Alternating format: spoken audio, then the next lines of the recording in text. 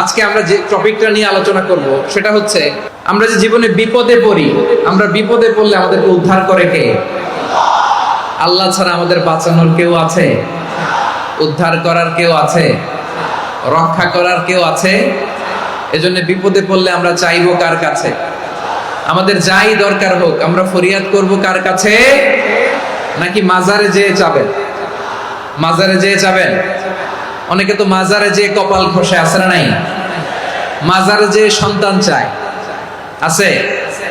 এই এলাকায় না, এই এলাকার লোকদের আকীদা খালেস আমি জানি। মাজারে যেয়ে কপাল ঘষে আর সন্তান চায়। আচ্ছা, মাজারে গেলে সন্তান পাওয়া যায়? আচ্ছা, মাজারে না গেলে যদি বাচ্চা না হতো, গরু ছাগলের যে বাচ্চা হয় ওরা কোন মাজারে মানত করে বলেন? কথা কি বুঝতেছেন? এই যে প্রতি বছর গরু ছাগল ভেড়া এগুলো যে বাচ্চা দেয়, এরা কোন মাজারে যে মানত করে? এজন্য চাইতে হবে একজনের কাছে, তিনি কে? আমার প্রিয় পটুয়াখালীবাসী, মাজার জিয়ারত করা সুন্নাহ। আমরা মাজার জিয়ারত করব, আল্লাহ ওয়ালাদের কবরে যাব, আমরা সেখানে যে সালাম দিব, দোয়া করব, নিজের জন্য করব, কবরে শুয়ে থাকা মাইয়েতের জন্য করব, পুরো মুসলিম উম্মার জন্য করব। কিন্তু কবরে যিনি শুয়ে আছে ওই বাবার কাছে সন্তান চাওয়া যাবে? চাকরি চাওয়া যাবে? সফলতা চাওয়া যাবে? সফলতা দেয় কে? এক কথাই রব্বুল আলামিন বলেন, ওয়া ইয়ামসাসকাল্লাহু বিদুররিন ফালা কাশিফা লাহু ইল্লা হু ওয়া ইয়ুরিদকা বিখাইরিন ফালা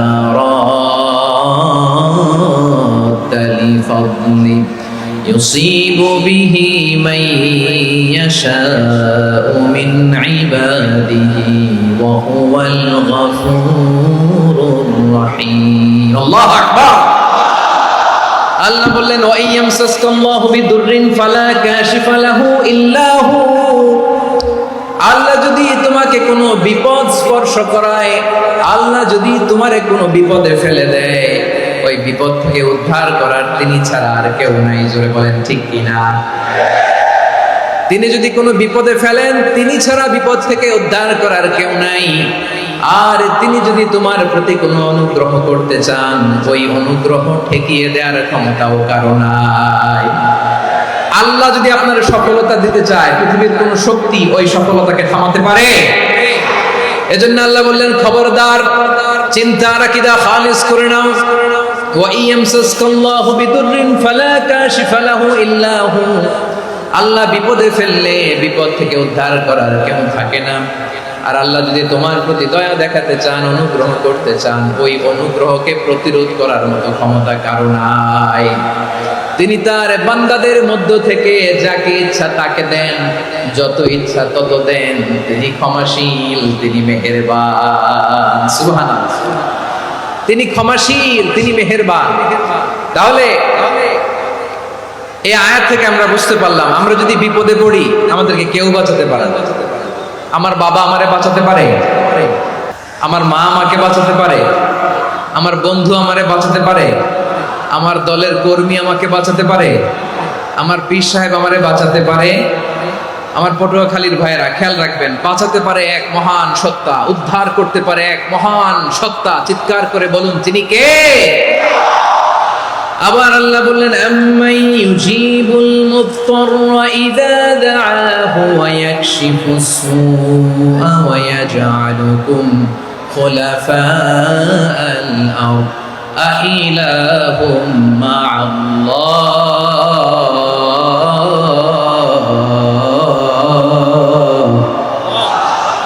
ক্বালিলাম মা তাযাক্কারুন। রব্বুল আলামিন বলেন, বিপদে পড়ে কাতর কণ্ঠে চিন্তাগ্রস্ত হয়ে যখন কেউ ফরিয়াদি হয়ে আল্লাহর ডাকে হাত তোলে, তখন এই ব্যক্তির ডাকে সাড়া দেয় কে?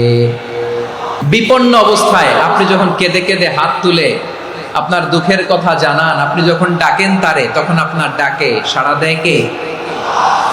আল্লাহ বলে, আমি সাড়া দেই। তোমাদের বিপদকে মুক্ত করে দেয় কে? ওই আল্লাহর সাথে কোন উপাস্য আছে নাকি? কিন্তু খুব অল্প সংখ্যক লোকই তোমরা উপদেশ গ্রহণ করো। কথাটা কার? তাহলে বিপন্ন মানবতা যখন কাঁদে, মানুষ যখন বিপদে পড়ে নিরুপায় হয়ে ফরিয়াদ করে, তার ডাক শোনার কেউ নাই, একজন ছাড়া। চিল্লায় বলেন তো তিনি কে? এজন্য আমরা ফরিয়াদের হাত কার দিকে তুলব? এবং খেয়াল রাখতে হবে, মাথার সাথে সেট করে নিতে হবে, আল্লাহ ছাড়া আমাকে উদ্ধার করার কেউ নাই। এই পৃথিবীতে কেউ আপন না প্রিয় ভাই। বিপদে বললে বোঝা যায় কেউ আপন না। আপন শুধু একজন মহান সত্তা, তিনি কে? বিপদে আপদে কেউ আমাদের বাঁচাতে পারে না, তরাতে পারে না, মুক্তি দিতে পারে না, উদ্ধার করতে পারে না, একমাত্র আমার প্রভু ছাড়া, আল্লাহ ছাড়া। চিল্লায় বলেন ঠিক কিনা? মাথার সাথে এটা সেট করে নিতে হবে যে আমাদের পুরো জীবনটাই পরীক্ষা। The life is a test. পুরো জীবনটাই পরীক্ষা। এই জীবনে বিপদ আসবে, আপদ আসবে, পরীক্ষা আসবে, সবার জীবনে এটা থাকে। এক একজনের পরীক্ষা এক এক রকম। আমার পরীক্ষা একরকম, মাসুদ ভাইয়ের পরীক্ষা একরকম, চৌধুরী সাহেবের পরীক্ষা একরকম, আপনার পরীক্ষা একরকম, ওনার পরীক্ষা আবার আরেক রকম। পুরো পৃথিবীটাই পরীক্ষা ক্ষেত্র, সবাই পরীক্ষা দিচ্ছি, কিন্তু কারো পরীক্ষা প্রশ্নের সাথে কারোটার মিল নাই। সুবহানাল্লাহ পড়বেন না? পুরোটাই পরীক্ষা ক্ষেত্র, সবাই পরীক্ষার্থী, কিন্তু প্রশ্নপত্র একটার সাথে আরেকটা মিলে না। One doesn't match the other. একজনেরটার সাথে আরেকজনেরটা মিলে না। কাউকে আল্লাহ তাআলা ধনী বানিয়ে পরীক্ষা করেন, আবার কাউকে আল্লাহ তাআলা গরিব বানিয়ে পরীক্ষা করেন, কাউকে আল্লাহ অসুস্থ বানিয়ে পরীক্ষা করেন। কেউ দেখবেন যে দুরারোগ্য ব্যাধিতে আক্রান্ত, ডাক্তার বলেছে আর সময় নাই, দুরারোগ্য ব্যাধি, ক্যান্সার, যার নেই কোনো অ্যান্সার, তার জন্য পরীক্ষা হচ্ছে এই রোগ। আরেক লোক দেখবেন তার আবার রোগ বালাই নাই, মাশাআল্লাহ, তাকে আল্লাহ তাআলা আর্থিক দৈন্যতা, দারিদ্রতা দিয়ে পরীক্ষা করছেন। এরকম আছে না নাই? টাকা পয়সা নাই, দিন আনে দিন খায়, যা আছে তাতে চলে না, এটা তার জন্য পরীক্ষা। আবার আরেক শ্রেণীর লোক দেখবেন তাকে আল্লাহ অসুস্থতাও দেয় নাই, দারিদ্রতাও দেয় নাই, তার দাম্পত্য জীবনের সমস্যা, স্ত্রী কথা শোনে না, অথবা ছেলে মেয়ে কথা শোনে না। তাহলে পরীক্ষা সবার জীবনে আছে, এক একজনের পরীক্ষাটা এক এক রকম। আল্লাহ তাআলা দেখতে চায় যে এই পরীক্ষার সময় আমরা কিরকম রেসপন্স করি, how to deal with the test, কিভাবে এই বিপদ আপদ পরীক্ষাগুলোকে আমরা হ্যান্ডেল করব, ডিল করব, এটা হচ্ছে আজকের আলোচনার বিষয় আমার প্রিয় ভাইয়েরা। তাহলে পরীক্ষাময় আমাদের জীবন, বিপদ আপদ পরীক্ষা, এটা মানুষের পিছু ছাড়ে না, সবার জীবনে পরীক্ষা আছে। নবীদের জীবনেও পরীক্ষা ছিল। সাহাবারা জিজ্ঞেস করেছেন, ইয়া রাসূলুল্লাহ, আইয়ুন নাসি আশাদ্দু বালাআন ফিদ দুনিয়া, এই দুনিয়ার বুকে কাদের পরীক্ষা সবচেয়ে বেশি? বিশ্বনবী বলেছেন, আল আম্বিয়া। এই পৃথিবীতে সবচেয়ে বেশি পরীক্ষা আল্লাহ তাআলা নিয়ে থাকেন নবীদের। কাদের? নবীদের। সুম্মাল আমসাল ফাল আমসাল, এরপরে নবীদের পরের স্তরে যারা, তাদের পরীক্ষা। এরপরে তাদের পরের স্তরে যারা, তাদের পরীক্ষা। সিদ্দিকীনদের, শুহাদাদের, সালিহিনদের, আল্লাহওয়ালাদের, যার ঈমান যত মজবুত তার জীবনে পরীক্ষাও তত বেশি। চিল্লায় বলেন ঠিক কিনা? তাহলে মুমিনরা, বিশ্বাসীরা, আমরা কি পরীক্ষা বিপদ আপদে ভয় পাই? না, মুমিনরা বিপদে ভয় পায় না, তারা হতাশ হয় না, সুবহানাল্লাহ, তারা নিরাশ হয় না। বিশ্বাসীরা হাল ছেড়ে দেয় না, তারা ভরসা রাখে একজনের উপর। চিল্লায় বলতে হবে তিনি কে? কারণ মুমিন জানে the grief isn't permanent, the test isn't permanent, the struggle in our life isn't permanent. আমাদের জীবনের দুঃখ, কষ্ট, স্ট্রাগল, এগুলো পার্মানেন্ট নয়। after every difficulties there is an ease. সব কষ্টের পরেই একটা সুখ আছে না নাই? রব্বুল আলামিন বলেন, ফা ইন্না মাআল উসরি ইউসরা, ইন্না মাআল উসরি ইউসরা, ভয় পেও না, চিন্তা করো না, কষ্টের সাথেই আমি রেখে দিয়েছি স্বস্তি। সুবহানাল্লাহ বলেন। মুমিন জীবনে বিপদ যত বেশি, কষ্ট যত বেশি, তার সামনে সফলতা তার চেয়েও বেশি। কারণ বিশ্বাসীরা জানে রাত্রি যত গভীর হয়, সুবহে সাদিকের সময় তত আগাতে থাকে। গর্ভবতী নারীর পেটের ব্যথা যত বাড়তে থাকে, ঘরে নতুন মেহমান আগমনের সময় ঘনাতে থাকে। মুমিনদের উপর বিপদ, অত্যাচার, আপদ, পরীক্ষা যত বাড়তে থাকে, কালেমার পতাকা উড্ডয়নের সময় কাছে আসতে থাকে। বিশ্বাসীদের এগুলো হিসাব মিলানো অনেক আগে, এগুলো অনেক আগে হিসাব মিলানো। দুঃখের আধার শেষে সুখের আলো মিটি মিটি হাসে। চিল্লায় বলেন ঠিক কিনা? দুঃখের আধার শেষে আলোর প্রভাত হাসে, হতাশার কালো মেঘে যায় গো ভেসে, হতাশার কালো মেঘে যায় গো ভেসে। দুঃখের আধার শেষে আলোর প্রভাত হাসে, হতাশার কালো মেঘে যায় গো ভেসে, হতাশার কালো মেঘে যায় গো ভেসে। কোরআনের পাতায় পাতায় দেখো ঈমানের পথ ঢাকা ব্যথার কাটায়, কোরআনের পাতায় পাতায় দেখো ঈমানের পথ ঢাকা ব্যথার কাটায়। ভেঙে পড়ো না কভু হতাশ হয়ে, ভেঙে পড়ো না কভু হতাশ হয়ে, জ্বলে পুড়ে খাঁটি সোনা হব শেষে, জ্বলে পুড়ে খাঁটি সোনা হব শেষে। দুঃখের আধার শেষে আলোর প্রভাত হাসে, হতাশার কালো মেঘে যায় গো ভেসে, হতাশার কালো মেঘে যায় গো ভেসে। পরীক্ষা যত বেশি, কষ্ট যত বেশি, সুখের সময় তত কাছাকাছি চিল্লায় বলতে হবে, ঠিক কিনা? এজন্য মুমিন জীবনে পরীক্ষা বেশি, মুমিনদের হতাশা নাই। মুমিনরা নিরাশ হয় না, হতাশ হয় কাফিররা। মুমিনরা কখনো হাল ছেড়ে দেয় না, মুমিনরা ভরসা রাখে একজনের উপর, তিনি কে? তাহলে আমার প্রিয় পটুয়াখালীবাসী, বিপদ থাকবে, পরীক্ষা থাকবে, এই বিপদ থেকে আমাদেরকে উদ্ধার করবেন একজন, তিনি কে? আমরা শুধু আল্লাহর উপরই ভরসা রাখবো, চাইবো একজন সত্তার কাছে। আওয়াজ করে বলুন, তিনি কে? একজন সত্তার কাছে চাইবে। বিশ্বনবী ওনার চাচাতো ভাই আব্দুল্লাহ ইবনে আব্বাস রাদিয়াল্লাহু তাআলা আনহুকে বললেন, ইয়া আব্দুল্লাহ ইবনুল আব্বাস, হে আব্দুল্লাহ ইবনে আব্বাস, ইদা সাআলতা ফাসআলিল্লাহ, যখন চাইবে আল্লাহর কাছে যাও। ও আব্দুল্লাহ, যখন চাইবা আল্লাহর কাছে চাও। ওয়া ইদা ইসতাআনতা ফাসতাইন বিল্লাহ, যখন সাহায্য চাইবা আল্লাহর কাছে ফরিয়াদ করো। জেনে রেখো ও আব্দুল্লাহ, ওয়া'লাম আন্নাল উম্মাতা লাউ ইজতামাআত আলা আন ইয়ানফাউকা বিশাইইন লাম ইয়ানফাউকা ইল্লা বিশাইইন ক্বাদ কাতাবাহু আল্লাহু লাক।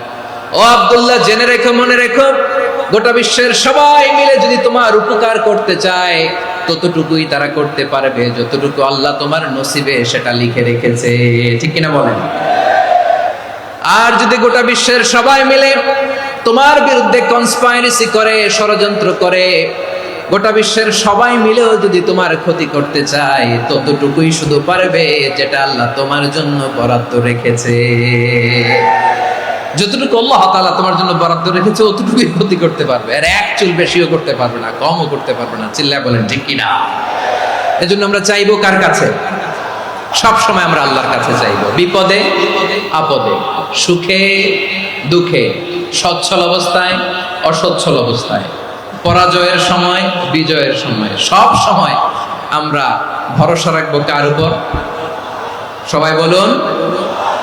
একদল লোক আছে যারা বিপদে পড়লে আল্লাহরে ডাকে, বিপদ আসলে আল্লাহরে ডাকে, বিপদ নাই আল্লাহ নাই। বিপদে পড়লে নামাজ পড়ে, বিপদও নাই নামাজও নাই। বিপদে পড়লে জিকির করে, বিপদ যখন চলে যায় ওদের জিকিরও বন্ধ হয়ে যায়। এরকম আছে না নাই? কিছু লোক দেখবেন পরীক্ষা আসলে নামাজ পড়ে, দেখবেন পরীক্ষার সময় নামাজ পড়ে, পরীক্ষাও নাই নামাজও আছে। এরকম কিছু লোক আছে অসুস্থ হলে আল্লাহরে বড্ড ভালোবাসে, আল্লাহরে খুব ডাকে। অসুস্থ হইলে অসুস্থতাও নাই, আল্লাহ স্মরণও নাই। দেখবেন কিছু লোক নির্বাচন আসলে খুব আল্লাহ আল্লাহ হয়ে যায়, তখন দেখবেন মাথার মধ্যে হেজাব লাগায়, পাঞ্জাবি লাগায়, আল্লাহ আল্লাহ হয়ে যায়। নির্বাচনও নাই, এরপরে আল্লাহর কথাও নাই। আছে না নাই? না, এরকম হওয়া যাবে না। সব সময় আমরা আল্লাহরে ডাকবো, বিপদে আপদে সব সময় ভরসা রাখবো আমরা একজনের উপর। আওয়াজ করে বলেন, তিনি কে?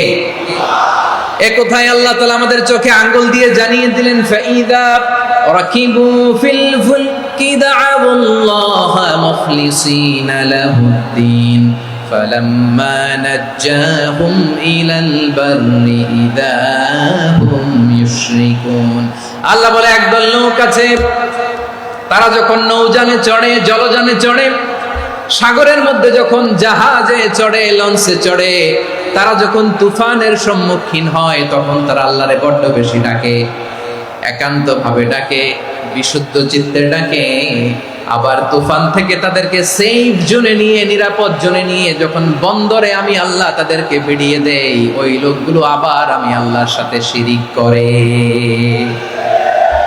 এরকম আছে না নাই জাহাজে উঠছে সাগরের মাঝখানে তুফান ওই সময় দেখবেন আল্লাহ কারে কয় এই কথা তো আপনাদেরকে বোঝানো সহজ আপনারা তো নদীর দেশের মানুষ আচ্ছা লঞ্চে উঠে তুফানের সম্মুখীন হয়েছেন জলোচ্ছ্বাস সবাই আমার বলার দরকার নাই বলেন মাঝ নদী তুফান জলোচ্ছ্বাস জলের মধ্যে উচ্ছ্বাস ঢেউ টর্নেডো সাইক্লোন মেঘের ঘনঘটা পরিবেশ ঘুটঘুটে অন্ধকার লঞ্চ একবার এদিকে আরেকবার ওইদিকে ভিতরে কি অবস্থা হয় বলেন তো তখন মুসলিম আল্লাহর ডাকে হিন্দু আল্লাহর ডাকে ঠিক কিনা বলেন আস্তিক আল্লাহর ডাকে নাস্তিক আল্লাহর ডাকে ঠিক কিনা লঞ্চের ভেতর স্টিমারের ভেতর কান্নারে রোল পড়ে যায় চিৎকারের রোল পড়ে যায় সবার মুখ দিয়ে শুধু একটা আওয়াজ লা ইলাহা লা ইলাহা লা ইলাহা সুবহানাল্লাহ আলহামদুলিল্লাহ লা ইলাহা আল্লাহ নামের জিকির করবে যারা আল্লাহর কাছে প্রিয় তারা আল্লাহর কাছে প্রিয় যারা জান্নাতে প্রবেশ করবে তারা জোরে লা ইলাহা লা ইলাহা ইল্লাল্লাহ লা ইলাহা ইল্লাল্লাহ মুহাম্মাদুর রাসূলুল্লাহ সাল্লাল্লাহু আলাইহি ওয়াসাল্লাম আমার প্রিয় পটুয়াখালীবাসী তাহলে লঞ্চের ভেতরে যখন আমরা তুফানের মধ্যে পড়ি তখন সবাই মিলে আমরা একটা নামের জিকির করি নামটা কার মুসলমানেরাও ডাকে হিন্দুরাও ডাকে আস্তিকও ডাকে নাস্তিকও ডাকে সবাই ডাকে একজনকে তিনি কে আবার দেখবেন ওই আল্লাহ তুফানের পরে ঝড়ের পরে ওই লঞ্চটাকে যখন সদর ঘাটে ফিরিয়ে দেয় আবার আমরা নাফরমানি শুরু করে দেই সে কোথায় আল্লাহ বললেন ফাইদা রাকিবু ফিল ফুলকি দা'আল্লাহ মুখলিসিনা লাহুদ্দিন فلما نجاهم إلى البر إذا هم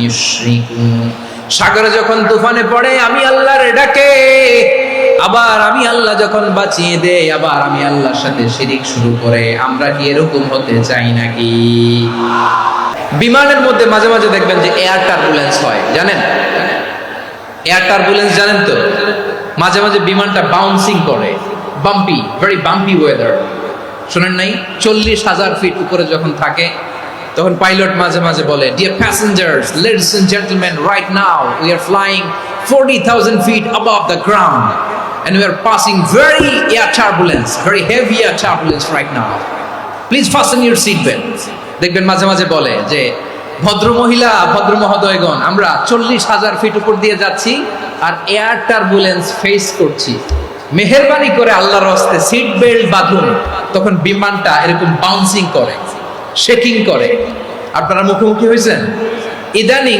এই এয়ার টার্বুলেন্স বেড়ে গিয়েছে গত বছর আমার ইন্টারন্যাশনাল অনেকগুলো ফ্লাইট ছিল তো আমি দেখলাম যে আগের ফ্লাইটগুলোর তুলনায় এখন এয়ার টার্বুলেন্স খুব বেশি আমি একটু রিসার্চ করে দেখলাম ক্লাইমেট চেঞ্জের কারণে জলবায়ু পরিবর্তনের কারণে আকাশের বাতাসের মুভমেন্টে পরিবর্তন হয়েছে ফলে এখন বিমান শেকিং করে বেশি বাউন্সি বাম্পি ওয়েদার তো বলেন তো 40,000 ফিট উপরে যখন আপনি কয় হাজার ফিট 40,000 ফিট উপরে যখন আপনি তখন যখন বিমানটা এরকম বাউন্সিং করে সবাই যখন ভমিটিং করে বিমান নষ্ট করে দেয়, বমি করে, তখন বাঁচানোর কে আছে আল্লাহ ছাড়া?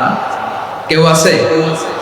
ওই মুহূর্তেও সবাই মিলে একজনের ডাকে আওয়াজ করে বলেন তিনি কে? মাঝে মাঝে কিছু সোশ্যাল মিডিয়ায় কিছু ভিডিও পাওয়া যায় যে হেভি যখন এয়ার টার্বুলেন্স হয় 10 সেকেন্ড 15 সেকেন্ডের কিছু ভিডিও পাওয়া যায়, বিমানটা এরকম বাউন্সিং করছে, বাম্পি ওয়েদার, কাঁপছে, মানুষগুলো বমি করছে, অক্সিজেন মাস্কগুলো সব ঝুলে পড়েছে, বিমানটা শুধু কাঁপছে। তখন দেখবেন বিমানের ভেতরেও এরকম লঞ্চের মতো চিৎকার আছে না নাই? বিমানের ভেতরেও তখন চিৎকার। গত বছর হিথ্রো এয়ারপোর্ট থেকে সিঙ্গাপুর এয়ারলাইন্সের একটা ফ্লাইট, হিথ্রো টু চাঙ্গি, একটা ফ্লাইটে এমন বেশি এয়ার টার্বুলেন্সের শিকার হয়েছিল ওই এয়ারক্রাফটটা, 33 জন যাত্রী সেখানে আহত হয়েছে, একজন যাত্রী নিহত হয়েছে। কেবিন ক্রুজ, এয়ার হোস্টেস যারা আছে, একজনের নাক ফেটে, চোখ ফেটে, কপাল ফেটে, ব্লিডিং হয়ে শয়লা। প্রিয় ভাইয়েরা, 40,000 ফিট উপরে বিমানটা যখন কাঁপবে, তখন আমাদেরকে আল্লাহ ছাড়া আর কেউ বাঁচানোর আছে? এত আস্তে বললে হবে? ওই কঠিন মুহূর্তে আমার বাবা আমারে বাঁচাতে পারে, আমার বন্ধু আমারে বাঁচাতে পারে। এই গ্রাউন্ডে, জমিনের বুকে আমার প্রোটোকল, আমার ক্ষমতা, আমার দাম্ভিকতা, কোনো কিছু আমারে বাঁচাতে পারে একজন ছাড়া। চিল্লায় বলতে হবে তিনি কে? সে আল্লাহ বললেন, গোলাম আমি বিপদের সময় ঠিকই তোমাদের বাঁচিয়ে দেই।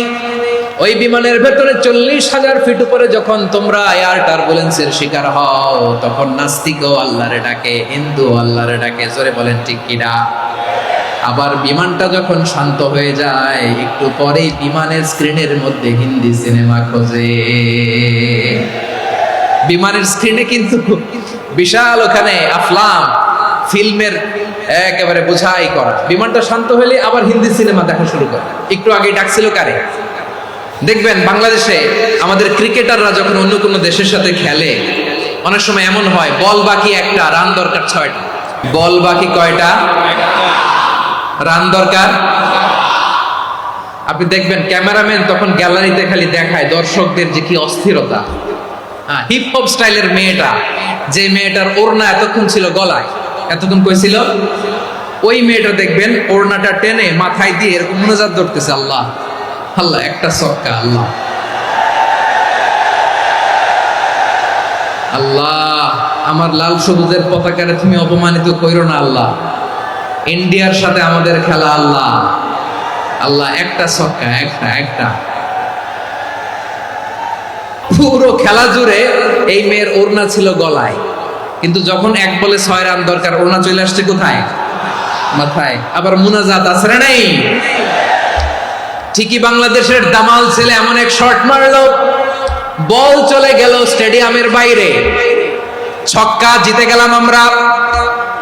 পুরো স্টেডিয়াম জুড়ে চিৎকার, হই হুল্লোড়, মौज মাস্তি।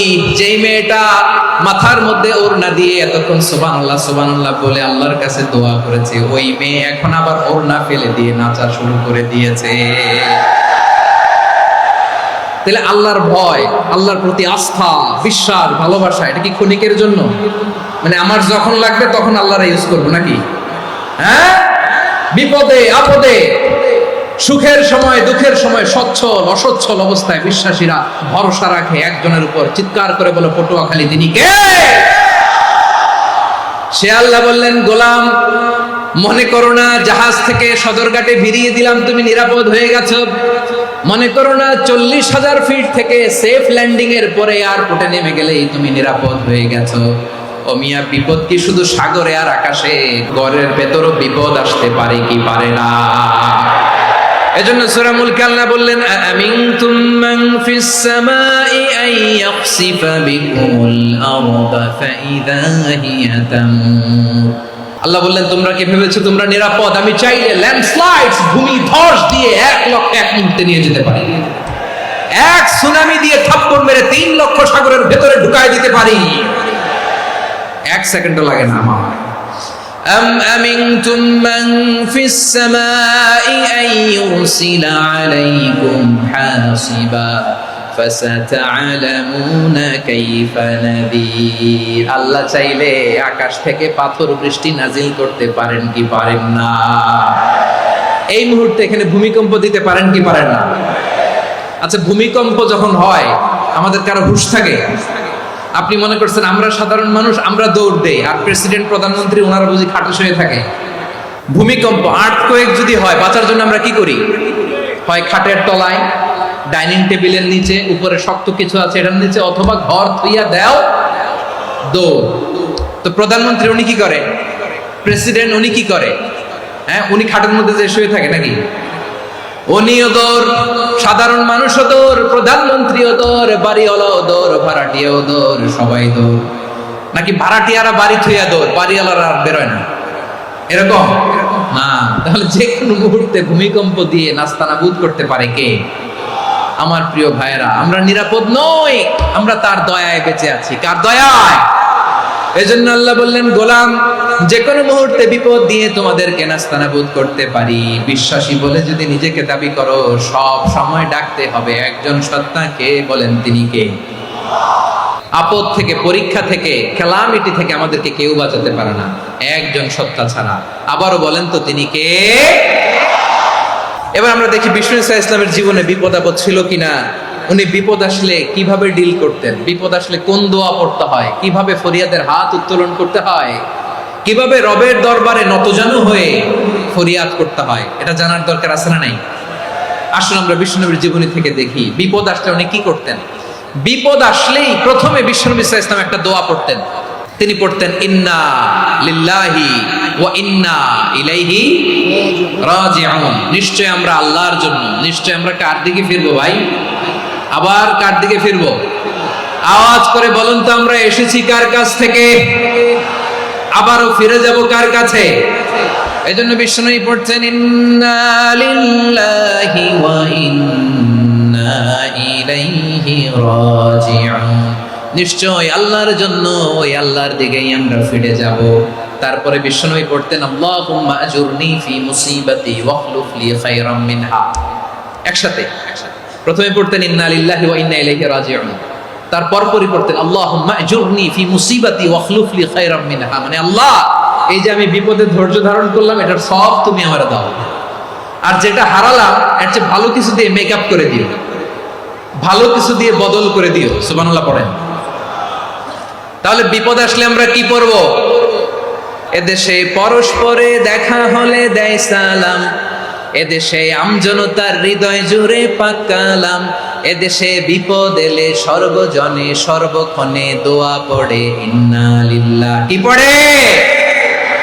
সুবহানাল্লাহ সুবহানাল্লাহ সুবহানাল্লাহ সুবহানাল্লাহ। এদেশে আজান শুনে সূর্য ওঠে শহর গ্রামে, এদেশে আজান শুনে সূর্য ডুবে সন্ধ্যা নামে, এদেশে সকল কাজে সবাই বলে বিসমিল্লাহ, এদেশে ভালো কিছু দেখে শুনে হাসি মুখে সবাই বলে মাশাআল্লাহ। তাহলে বিপদ এলে আমরা কি পড়ি? তাহলে বিপদ এলেই আমরা এখন থেকে ইন্না লিল্লাহ পড়ব, নাকি হাই হুতাশ করবেন? একদল আছে হাই হুতাশ করে, হায় আল্লাহ রে, মোর কি হইল রে, মুই কি হরমু রে, মুই কমবে যামু রে, এরকম বিলাপ করতে নিষেধ করেছেন বিষ্ণু। কি করব, কই যাব, কি হবে, হায় হায়, এরকম হাহুতাশ আছে না নাই? বিশ্বাসীরা হাহুতাশ করে না, তারা ইন্না লিল্লাহ পড়ে। কি পড়ে মনে থাকবে? আমরা পড়বো ইন্না লিল্লাহি ওয়া ইন্না ইলাইহি রাজিউন। নিশ্চয়ই আমরা আল্লাহর জন্য, আমরা আল্লাহর দিকেই ফিরে যাব। এরপর পড়বো আল্লাহুম্মা আজুরনি ফি মুসিবাতি ওয়াখলুফ লি খায়রাম মিনহা। আল্লাহ, আমি যে বিপদে ধৈর্য ধারণ করলাম এটার সওয়াব দিও, আর যা হারালাম তার চেয়ে ভালো কিছু দিয়ে বদল করে দিও। সুবহানাল্লাহ পড়েন। বিশ্ব নবীর হাদিস শুনলেন উম্মে সালামা রাদিয়াল্লাহু তাআলা আনহা। ওনার স্বামী হলো আবু সালামা। মজার ঘটনা খেয়াল করে শুনেন। সাইয়্যিদাতুনা উম্মে সালামা রাদিয়াল্লাহু তাআলা আনহা, ওনার স্বামীর নাম আবু সালামা। শ্রেষ্ঠ দম্পতি, শ্রেষ্ঠ ফ্যামিলি। প্রথমে হিজরত করেছিলেন হাবাসায়, পরে হিজরত করেছেন মদিনায়। উহুদ যুদ্ধের পরে ওনার স্বামী আবু সালামা ইন্তেকাল করলো, শহীদ হলো। সুবহানাল্লাহ পড়েন। যখন আবু সালামা ইন্তেকাল করলো, উম্মে সালামা রাদিয়াল্লাহু তাআলা আনহা কেঁদে কেঁদে হয়রান। আর নবীর শিখানো বাণী অনুযায়ী তিনি বারবার পড়ছিলেন ইন্না লিল্লাহ। কি পড়ছিলেন? ইন্না লিল্লাহ। যেহেতু বিশ্বনবী বলেছেন কেউ যদি বিপদের প্রথম ধাক্কায় পড়ে ইন্না লিল্লাহি ওয়া ইন্না ইলাইহি রাজিউন, আল্লাহুম্মা আজুরনি ফি মুসিবাতি ওয়া আখলুফ লি খায়রাম মিনহা, তাহলে এই বিপদে যে সে যা হারালো তার চেয়ে শ্রেষ্ঠ কিছু দিয়ে আল্লাহ তার বদল দিয়ে দিবে। এই হাদিস শুনে উম্মে সালামা রাদিয়াল্লাহু তাআলা আনহা ওনার প্রাণ প্রিয় স্বামী আবু সালামার ইন্তেকালের পরে চোখের পানি ছাড়ে আর পড়ে ইন্না লিল্লাহি ওয়া ইন্না ইলাইহি রাজিউন, আল্লাহুম্মা আজুরনি ফি মুসিবাতি ওয়া আখলুফ লি খায়রাম মিনহা।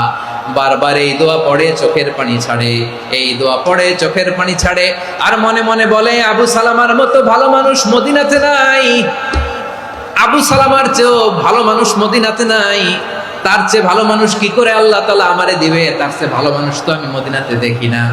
চোখের পানি দিয়ে বুক ভাসায় আর নবীর হাদিসের উপর আমল করে পড়ে ইন্না লিল্লাহি ওয়া ইন্না ইলাইহি রাজিউন, ইন্না লিল্লাহি ওয়া ইন্না ইলাইহি রাজিউন। পড়তে পড়তে চোখের পানি ছাড়ে আর চিন্তা করে বিশ্বনবী বললেন এই দোয়া পড়লে যেটা হারালাম তার চেয়ে ভালো কিছু দিয়ে আল্লাহ পুরস্কার দেয়। আবু সালামের চেয়ে ভালো মানুষ মদিনার মধ্যে আর কে হতে পারে? কি আজীব তামাশা, কি অবাক করা ঘটনা। কিছুদিন পরে দেখা গেল সাইয়্যিদুল মুরসালিন রাহমাতাল লিল আলামিন স্বয়ং বিশ্ব নবী উম্মে সালামাকে বিয়ের প্রস্তাব পাঠিয়েছে। স্বয়ং বিশ্ব নবী উম্মে সালামা রাদিয়াল্লাহু তাআলা আনহাকে বিয়ের প্রস্তাব পাঠিয়েছেন। উনি রাজি হয়ে গেলেন, বিয়ে হয়ে গেল, উনি হয়ে গেলেন উম্মুল মুমিনিন, আমাদের মা, পুরো মুসলিম উম্মার মা। চিৎকার করে বলেন আল্লাহু আকবার। তাহলে আমার প্রাণপ্রিয় ভাইরা, বিপদে পড়লে আমরা পড়বো ইন্না লিল্লাহি ওয়া ইন্না ইলাইহি রাজিউন, আল্লাহুম্মা আজুরনি ফি মুসিবাতি ওয়া আখলুফ লি খায়রাম মিনহা। যারা যারা বিপদ আসলে এই দোয়াটা পড়বেন এখন থেকে আওয়াজ করে ইনশাআল্লাহ বলেন।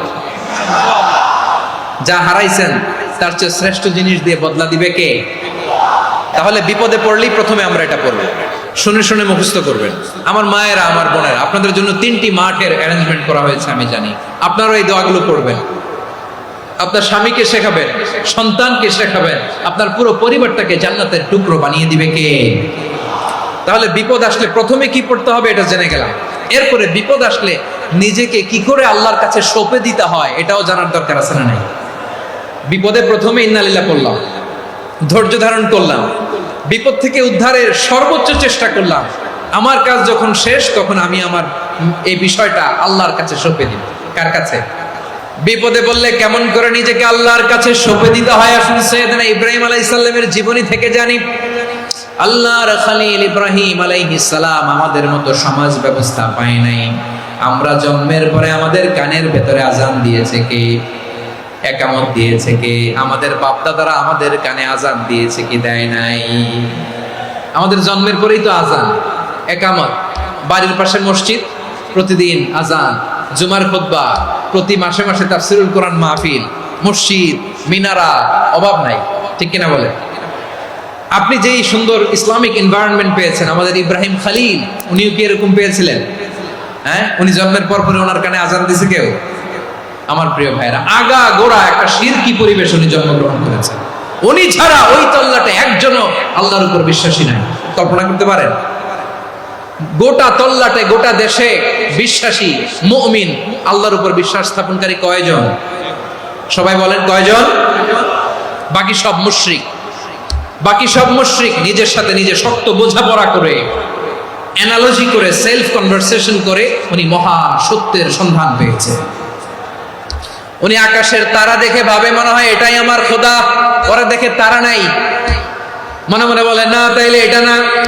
আবার চাঁদ দেখে বলে চাঁদটা বড় মায়া লাগে, মনে হয় এটাই আমার রব, পরে দেখে চাঁদও নাই, কয় না এটা না। এরপরে দ্বীপ প্রহরের জলজলে সূর্যটা খা খা করে গোটা পৃথিবীটারে রৌদ্র দিয়ে তাতিয়ে রাখে। তিনি ভাবলেন মনে হয় এটাই আমার রব, কারণ এটাই তো সবচেয়ে বড়। কিন্তু বিকেল বেলা ওই সূর্যটাও যখন চলে যায়, সাইয়েদনা ইব্রাহিম বলে না এটাও তো নাই, আমার খোদা যদি আমারে ছেড়ে চলে যায়, বিপদে পড়লে আমারে উদ্ধার করবে কে? এভাবে নিজের সাথে অ্যানালজি, সেলফ কনভারসেশন করতে করতে করতে তিনি মহা সত্যের সন্ধান পেয়েছেন। সুবহানাল্লাহ। সব শেষে তিনি ডিসিশন নিয়ে ঘোষণা দিলেন, ইন্নী وجهت وجهي للذي فطر السماوات والأرض حنيفا وما أنا من المشركين নিশ্চয় আমি এমন সত্তার দিকে মনোনিবেশ করলাম, মুখাপেক্ষী হলাম, যিনি আকাশ বানিয়েছেন, জমিন বানিয়েছেন, আমি মুশরিক নই। সুবহানাল্লাহ। পারতেন? আপনি পারতেন? কেউ নাই, লক্ষ লক্ষ মুশরিক, আপনি একা। ওনার মতো এরকম বিচক্ষণতা দিয়ে আল্লাহরে খুঁজে পাইতে পারতেন আপনি? কি নবী ছিল, আল্লাহকে খুঁজে পেয়েছে। যখন আল্লাহর ইবাদত শুরু করলো, এই কথা ছড়ায় পড়লো চারদিকে। নমরুদ সাইয়েদনা ইব্রাহিমকে ডেকে পাঠালেন। নমরুদ বলে, ইব্রাহিম, তুমি নাকি মূর্তির পূজা না করে কোন নতুন রবের ইবাদত করো, কে তোমার রব? সাইয়েদনা ইব্রাহিম বললেন, রব্বি আল্লাযী ইউহয়ী ওয়া ইউমীত, আমি এমন রবের ইবাদত করি যিনি জীবন দেন, যিনি মৃত্যু দেন। নমরুদ বলে, তাই নাকি? তোমার রব জীবন দেয়, মৃত্যু দেয়, আর এটা তো আমি দেই। আমিও তো জীবন দেই, আমিও তো মৃত্যু দেই। সাইয়েদনা ইব্রাহিম বললেন, কেমন করে তুমি জীবন দাও, মৃত্যু দাও, একটু দেখাও তো। নমরুদ জেলখানা থেকে দুজন কয়েদিকে ডেকে আনলো, কয়েদি এনে অর্ডার করলো, একটাকে এখনই শিরোচ্ছেদ, হেড অফ, ডেথ পেনাল্টি, মৃত্যুদণ্ড দেয়া হলো, ফিনকি দিয়ে রক্ত বের হলো। নমরুদ বলে, দেখো, দুজনকে ধরে আনলাম, একজন কয়েদিকে দিলাম ডেথ পেনাল্টি, মৃত্যুদণ্ড, ওরে মৃত্যু দিলাম। আরেকজন যে দাঁড়িয়ে আছে, চাইলে ওরেও আমি মৃত্যুদণ্ড দিতে পারি, কিন্তু না, ওরে আমি দিব না, ওরে আমি বাঁচাইয়া দিলাম, ছেড়ে দিলাম, মানে জীবন দিলাম। দেখো ইব্রাহিম, তোমার চোখের সামনে একজনরে মৃত্যু দিলাম, আরেকজনরে জীবন দিলাম।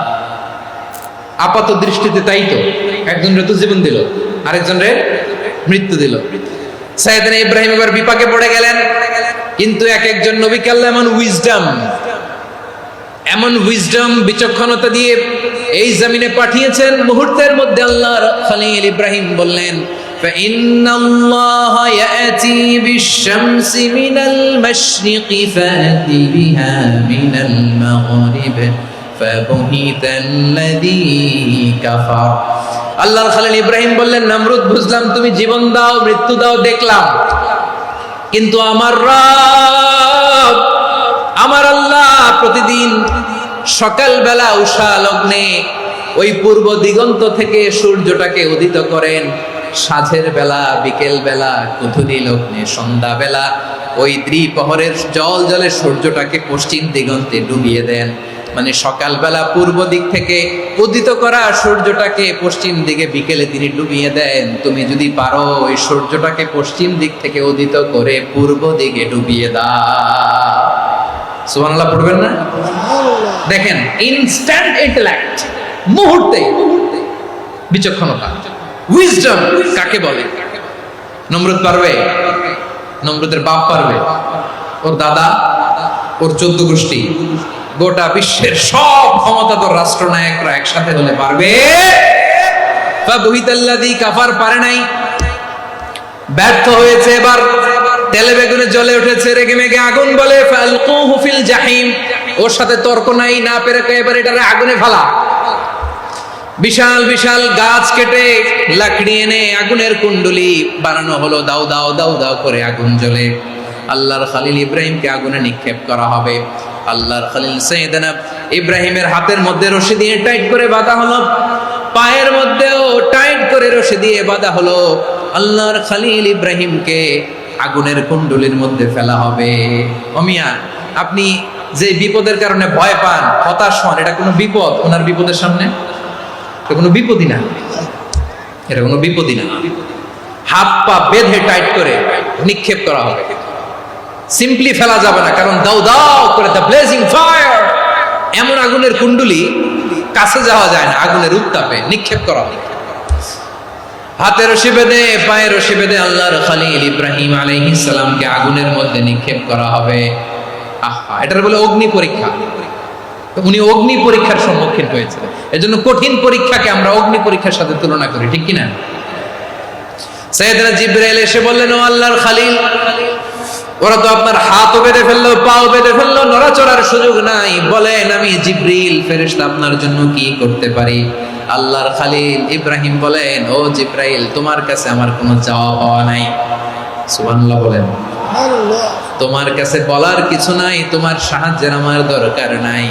সাইয়েদনা ইব্রাহিম আলাইহিস সালামকে হাতে পায়ে রশি বেঁধে হাত পা বাঁধা অবস্থায় জ্বলন্ত অগ্নিকুণ্ডে যখন নমরুদের দলবল নিক্ষেপ করবে, আল্লাহর খলিল কিভাবে নিজেকে আল্লাহর কাছে সঁপে দিয়েছেন পটুয়াখালীর ভাইরা খেয়াল করে শুনুন। হাত পা বেঁধে আল্লাহর খলিলকে যখন নিক্ষেপ করা হবে, তিনি মুখ ফুটে বলে ফেললেন, হাসবুনাল্লাহু ওয়া নি'মাল ওয়াকিল। হাসবুনাল্লাহু ওয়া নি'মাল ওয়াকিল, আমার জন্য আল্লাহই যথেষ্ট,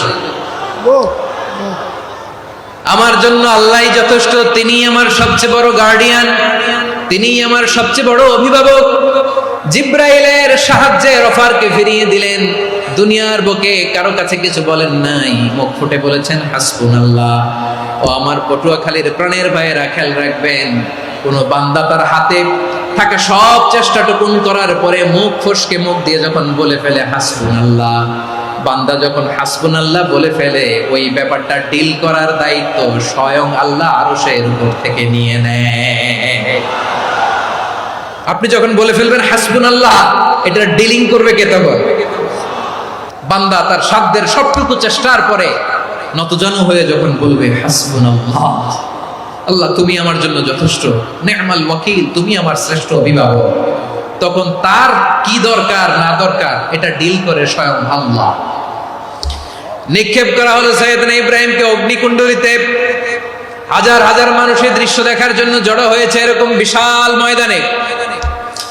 কিন্তু কি অবাক করার ঘটনা, সবাই ভয় পাচ্ছিল, না জানে কি হয়ে যায়। আল্লাহর খলিলকে যখন আগুনের কুণ্ডলিতে নিক্ষেপ করা হয়, আল্লাহর খলিল ইব্রাহিম আগুনের কুণ্ডলীর মধ্যে বসে বসে মানুষগুলোর দিকে তাকিয়ে হাসতে শুরু করে দেয়।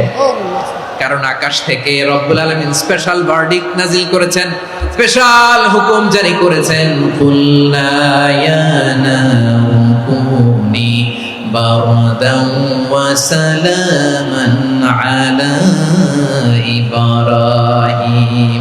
ও আগুন খবরদার, সৃষ্টি শুরু থেকে তোকে একটা ধর্ম আমি বাতলে দিয়েছিলাম, তোর ধর্ম, আগুনের ধর্ম হলো যা পাবে জ্বালিয়ে ছারখার করবে।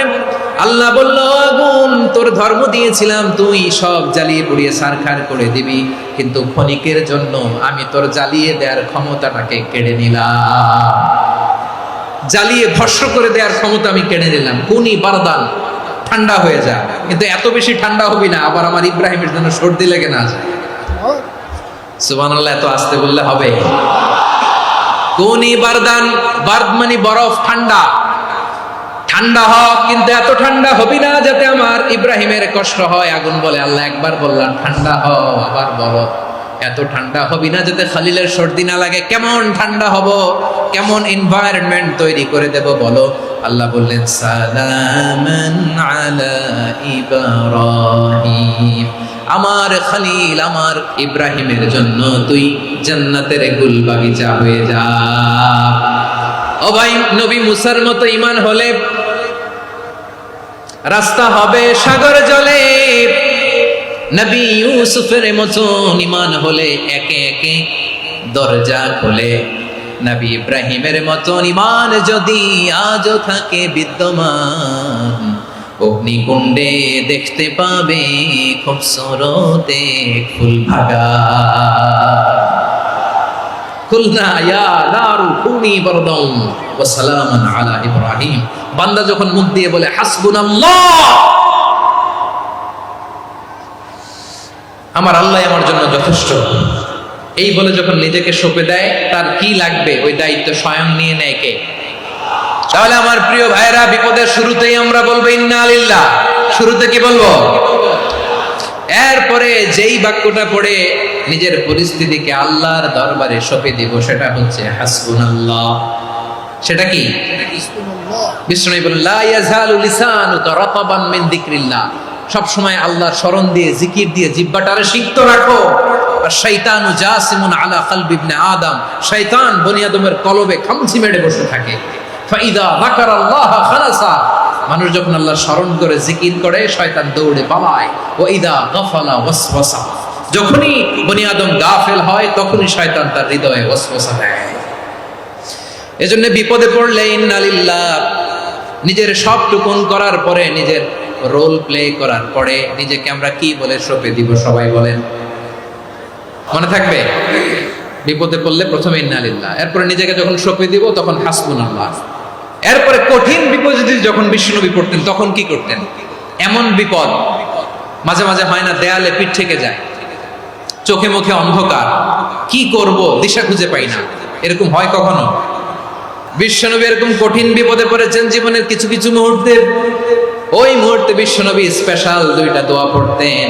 এই দোয়াগুলো আপনাদেরকে জানিয়ে দেয়। বিশ্বনবী বলেন, কঠিনতম বিপদে যখন পড়বা, দেয়ালে পিঠ থেকে যায়, চোখে মুখে অন্ধকার, বাঁচার কোনো উপায় নাই, তখন পড়বা লা ইলাহা ইল্লা আনতা সুবহানাকা ইন্নী কুনতু মিনাজ জালিমিন। আল্লাহ, তুমি ছাড়া কোনো ইলাহ নাই, তুমি পবিত্র, নিশ্চয় আমি জালিমদের অন্তর্ভুক্ত। সুবহানাল্লাহ বলেন। এই দোয়া সাইয়েদনা ইউনূস আলাইহিস সালাম পড়েছিলেন যখন মাছের পেটে ছিলেন। এবং অনেক মুফাসসিরিন ইকরাম বলেছেন, অনেক আহলুল ইলমরা বলেছেন, এটা হচ্ছে ইসমে আজম। ইসমে আজম এমন দোয়া যেটা দিয়ে দোয়া করলে আল্লাহ দোয়া কবুল করে। কিন্তু এটা কোনটা, এটা নিয়ে ইখতিলাফ আছে। কোন আহলুল ইলম বলেন এই লা ইলাহা ইল্লা আনতা সুবহানাকা ইন্নী কুনতু মিনাজ জালিমিন, এটা হচ্ছে ইসমে আজম। সাইয়েদনা ইউনূস আলাইহিস সালাম পড়েছেন, আপনারা পড়েননি? এটা পড়বেন আপনারা। এই দোয়া পড়ে সাইয়েদনা ইউনূস আলাইহিস সালাম মাছের পেট থেকে রক্ষা পেয়েছিলেন। রক্ষা করেছিল কে? তুমি ইউনূস নবীরে যখন খাইলো মাছেতে গিলিয়া, ফেরেশতা পাঠাইয়া দিলে ইসমে আজম দিয়া। প্রাণে ছিল যাহার ভয়, সেথা পাইল আশ্রয়। প্রাণে ছিল যাহার ভয়, সেথা পাইল আশ্রয়। মাছের পেট হতে সে যে পেল পরিত্রাণ।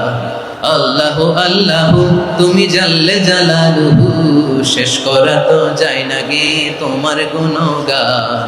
আল্লাহু আল্লাহু লা ইলাহা ইল্লা আনতা সুবহানাকা ইন্নী কুনতু মিনাজ জালিমিন। বিশ্বনবী বললেন, দেয়ালে পিঠ থেকে গেলে, চোখে মুখে অন্ধকার, বাঁচার কোনো উপায় নাই, তখন এই দোয়াটা পড়তে হবে।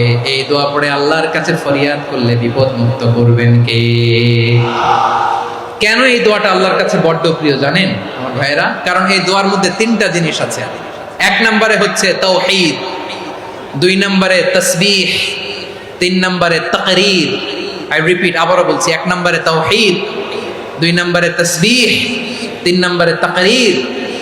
এই দোয়াটা আল্লাহর কাছে এত পছন্দনীয় কারণ এই দোয়ার প্রথম অংশে আছে তাওহীদ, আল্লাহর একত্ববাদের ঘোষণা।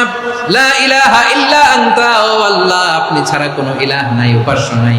এই কথা বললে আল্লাহ বড্ড খুশি হয়ে যায়। সুবহানাল্লাহ পড়েন। এই দোয়ার দ্বিতীয় অংশে আছে তাসবিহ, মানে আল্লাহর প্রশংসা, প্রশংসা সূচক বাণী। সুবহানাক সুবহানাক সুবহানাক, ও আল্লাহ আমি আপনার পবিত্রতা ঘোষণা করছি। সুবহানাক, এই কথা শুনলেও আল্লাহ খুশি হয়ে যায়। সুবহানাল্লাহ পড়েন। এই দোয়ার তৃতীয় অংশে আছে তাকরীর। তাকরীর মানে পাপের স্বীকৃতি। তাকরীর মানে কি? তাকরীর মানে পাপের স্বীকৃতি। এই দোয়ার তৃতীয় অংশে আছে ইন্নী কুনতু মিনাজ জালিমিন, ও আল্লাহ আমি জালিমদের অন্তর্ভুক্ত। আল্লাহ আল্লাহ আমি জালেম, আল্লাহ আমি ভুল করেছি, অন্যায় করেছি, আল্লাহ আমি জালেমদের অন্তর্ভুক্ত। এই পাপের স্বীকৃতি, অ্যাকনোলেজমেন্ট আল্লাহ বড্ড পছন্দ করে। যখন আল্লাহর কাছে আপনি ছোট হবেন, ছোট হতে হতে যত ছোট হবে, ওই দৃশ্যটা দেখতে আল্লাহ বড্ড পছন্দ করে। সুবহানাল্লাহ বলেন। 3 নম্বর অংশ ইন্নী কুনতু মিনাজ জালিমিন, আল্লাহ আমি জালেমদের অন্তর্ভুক্ত। সাইয়েদনা আদম আলাইহিস সালাম ভুল করে যখন নিষিদ্ধ গাছের ফুল খেয়ে ফেললেন, ফল খেয়ে ফেললেন, আল্লাহ বললেন আদম ক্ষমা পেতে চাইলে তুমি আর হাওয়া মিলে স্বীকৃতি দাও, পাপের স্বীকৃতি আর পড়ো। রব্বানা যালামনা আনফুসানা ওয়া ইল্লাম তাগফির লানা ওয়া তারহামনা লানাকুনান্না মিনাল খাসিরিন। ও আল্লাহ আমি আদম আর হাওয়া যালামনা আনফুসানা, আমরা আমাদের নফসের উপর বড্ড জুলুম করেছি। আল্লাহ ওয়া ইল্লাম তাগফির লানা ওয়া তারহামনা, আপনি যদি ক্ষমা না করেন, আপনি যদি দয়া পরবশ না হন, আপনি যদি রহম না করেন, আমরা তো ক্ষতিগ্রস্তদের মধ্যে শামিল হয়ে যাব। এই দোয়া করার সাথে সাথে সাইয়েদনা আদম আর হাওয়া আলাইহিস সালামকে ক্ষমা করে দিলেন কে? তাহলে এই দোয়ার 3 নম্বর অংশ তাকরীর, এটা আল্লাহ বড় পছন্দ করে। আমার কলিজার টুকরা ভাইয়েরা, গুনাহ করে শিকার যেতে হবে, এটা আল্লাহ ভালোবাসেন। সাইয়েদনা আবু বকর রাদিয়াল্লাহু তাআলা আনহু বিষ্ণু ইসলামকে বললেন, ইয়া রাসূলুল্লাহ আল্লিমনি দুআআন আদউ বিহি ফি সালাতি। নবী হে, আপনি আমার এমন একটা স্পেশাল দোয়া শিখায়া দেন যে দোয়াটা আমি নামাজে পড়ব। নবী বললেন, তাহলে তুমি পড়ো, আল্লাহুম্মা ইন্নী যালামতু নাফসি যুলমান কাসীরান ওয়া লা ইয়াগফিরুয যুনুবা ইল্লা আনতা ফাগফিরলি মাগফিরাতাম মিন ইনদিকা ওয়ারহামনি ইন্নাকা আনতাল গফুরুর রহিম। সুবহানাল্লাহ। সালাম ফিরানোর আগে পড়েন। ও আবু বকর, নামাজে যদি দোয়া করতে মনে চায় এই দোয়াটা পড়বা, আল্লাহুম্মা ইন্নী যালামতু নাফসি, আল্লাহ জুলুম করেছি আমার নফসের উপর, যুলমান কাসীরা, অনেক জুলুম, ওয়া লা ইয়াগফিরুয যুনুবা ইল্লা আনতা, আপনি ছাড়া এই জুনুব, এই পাপ ক্ষমা করার দ্বিতীয় কোনো রব নাই। আছে? এজন্য আল্লাহরে বলবেন, আল্লাহ আমি ছাড়া তোমার গোলামের অভাব নাই, ও আমার রব আমি ছাড়া এই জমিনের বুকে তোমার গোলামের অভাব নাই, কিন্তু তুমি ছাড়া তো আমার দ্বিতীয় কোনো রব নাই। পারবেন বলতে? পারবেন? চোখের পানি ছেড়ে আল্লাহরে বলবেন, আল্লাহ তুমি আমার রব, তুমি আমার সব। কি বলবেন? আল্লাহরে বলেন, আল্লাহ তুমি আমার রব, তুমি আমার সব। আল্লাহ আমি ছাড়া এই জমিনে তোমার গোলামের অভাব নাই, তুমি ছাড়া আমার দ্বিতীয় কোনো রব নাই। একথা বলে চোখের পানি ছেড়ে আল্লাহরে স্বীকৃতি দেন, আল্লাহ আমি পাপী, আল্লাহ এই জমিনে আমার চেয়ে বড় পাপী আর কেউ নাই। ওযু করে সিজদায় লুটিয়ে পড়ে চোখের পানি ছেড়ে আল্লাহরে পাপের স্বীকৃতি দেন, আল্লাহ এমন কোন জুলুম নাই, গুনাহ নাই আমি করি নাই, সগীরা কবিরা, জেনে না জেনে, ইচ্ছায় অনিচ্ছায়, শিরকি বেদাতি সব গুনাহ করেছি। আল্লাহ আকাশের নিচে জমিনের উপরে আমার চেয়ে বড় গুনাহগার আর কেউ নাই। চোখের পানি ছেড়ে আল্লাহরে বলেন, আল্লাহ আমি ছাড়া তোমার গোলামের অভাব নাই, তুমি ছাড়া আমার দ্বিতীয় কোনো রব নাই, তুমি ছাড়া তো কেউ আমার গুনাহ ক্ষমা করার নাই, তুমি আমার রব, তুমি আমার সব। বলতে পারবেন? এই তাকরীর আমার পটুয়াখালীর ভাইয়া, এই স্বীকৃতিটা দেখতে আল্লাহ বড় ভালোবাসে, কারণ আমরা সবাই গুনাহগার, আমরা সবাই কি? বিশ্বনবী বলেন, কুল্লুকুম খাত্তাউন, আ বনি আদম, আমরা সবাই পাপী। সবাই কি? সবাই পাপী। আমরা সবাই পাপী, আপন পাপের বাটখারা দিয়ে অন্যের পাপ মাপি। আমরা যে পাপী এটা ভাবতে মনে চায় না কারো, খালি অন্যের পাপ দেখি আমরা, এটা ভুল। ওর এই পাপ, ও পাপী, ও জালেম, ও জাহান্নামী, এরকম একটা টেন্ডেন্সি। আমার যে কি হালাত এটার খেয়াল নাই। খেয়াল করতে হবে যে আমি সবচেয়ে বড় পাপী, ঠিক কিনা বলেন? পাপ করি না এমন কেউ আছি? হ্যাঁ আছি। কেউ না জানলেও জানে কি আমার পাপের ঘটনা? পৃথিবী না জানুক আমি তো জানি, আমি কি পাপ করেছি। হায় ও আমার কলিজার টুকরা ভাইয়েরা, মাথাটাকে নিচু করে জীবনের সব গুনার ফিরিস্তিগুলো একটা একটা করে স্বীকার করে আল্লাহরে বলেন, আল্লাহ আমি পাপী, আল্লাহ আমার চেয়ে বড় পাপী এই দুনিয়াতে কেউ নাই, আকাশের নিচে জমিনের উপরে আমার চেয়ে বড় পাপী কেউ নাই। একটা একটা করে আল্লাহ স্বীকার করি আমি পাপী, সব পাপের স্বীকৃতি দিলাম। পৃথিবী না জানুক আমি তো জানি, আমি কি পাপ করেছি। হায় আমার পাপের করলে বিচার, বাঁচার আমার নাই উপায়। দয়াময় তুমি মাফ করো আমায়, মাফ করো আমায়। আল্লাহ তাআলা যদি দয়া করে আমাদেরকে মাফ না করে, আমাদের বাঁচার কোনো উপায় নাই। আপনি কি ভেবেছেন আপনার নামাজ দিয়ে আপনি জান্নাতে যাবেন? আপনি তাহাজ্জুদ গুজার, সেজদা দিতে দিতে কপালে দাগ ফেলেছেন, এটা আপনারা জান্নাতে নেবে না। আপনি এলাকার সবচেয়ে বড় হাতেম তাই, দানশীল, এই দানের ভরসায় বসে আছেন, কুশ্চিন কালো ভাব। আমাদের নামাজ, আমাদের রোজা, আমাদের ইবাদত, এগুলো কি মিজানের পাল্লায় উঠালে কোনো ওজনই হবে না। তবে আমাদের একটা কৌশল জানা আছে, আমরা আল্লাহর রহমতের ভিখারি। আমরা সেদিন আগেই গুনার স্বীকৃতি দিয়ে দেব, আমরা বলবো আল্লাহ তুমি প্রশ্ন করার আগে তোমার একটা কথা বলি, আমারে কিছু জিজ্ঞেস করো না, আমি সব করেছি। এমন কোন পাপ নাই যে পাপ আমারে দিয়ে হয় নাই। তোমার রহমত দিয়ে তুমি জান্নাতে পাঠাবা, তোমার দয়ায় জান্নাতে যেতে চাই, আমল দিয়ে না। পারবেন বলতে? কিয়ামতের দিন আমরা বলবো আল্লাহ আমার আমল দিয়ে জান্নাত চাই না, আমি তোমার দয়া দিয়ে জান্নাত চাই। তোমার দয়া ছাড়া আমার কোনো উপায় নাই। কারণ আল্লাহ যদি বিচার করে বাঁচার কারো উপায় নাই। আল্লাহ যদি বলে ফেলেন তুই এটা করলি কেন, ওখানে গেলি কেন, কোরআনে 1000 বার নিষেধ করলাম তারপরেও এই পাপে জড়ালি কেন, এরকম প্রশ্ন ছুড়ে দিলে আমার উত্তর আছে? বাঁচার কোনো উপায় আছে?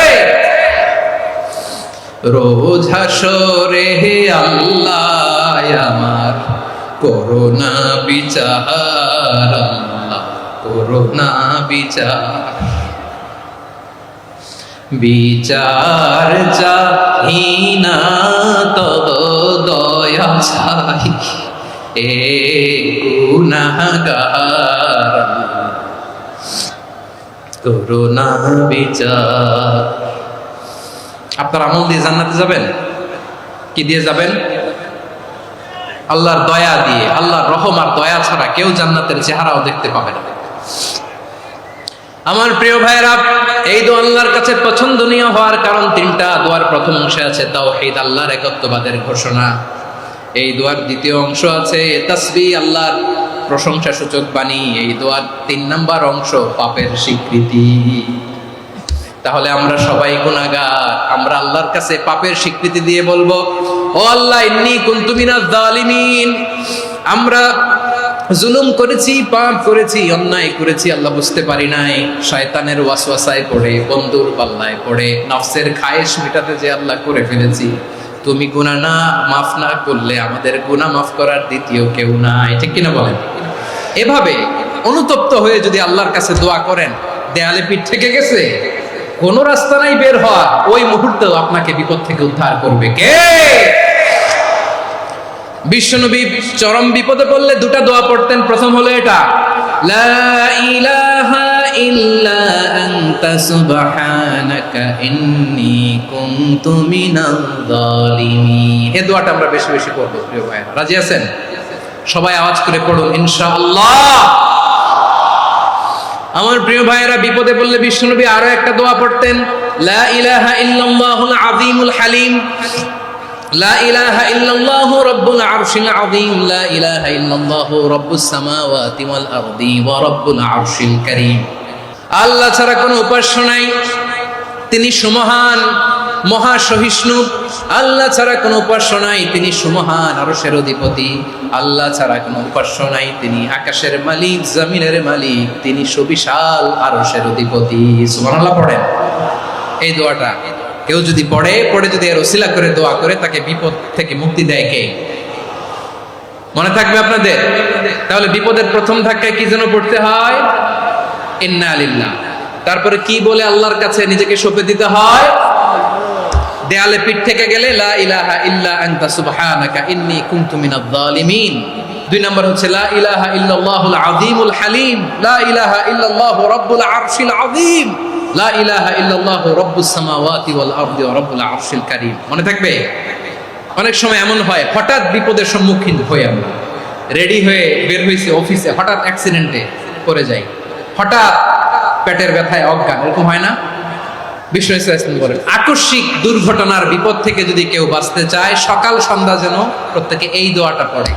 সকালে যদি 3 বার পড়ে, সন্ধ্যা পর্যন্ত হঠাৎ বিপদ থেকে সে রক্ষা পাবে।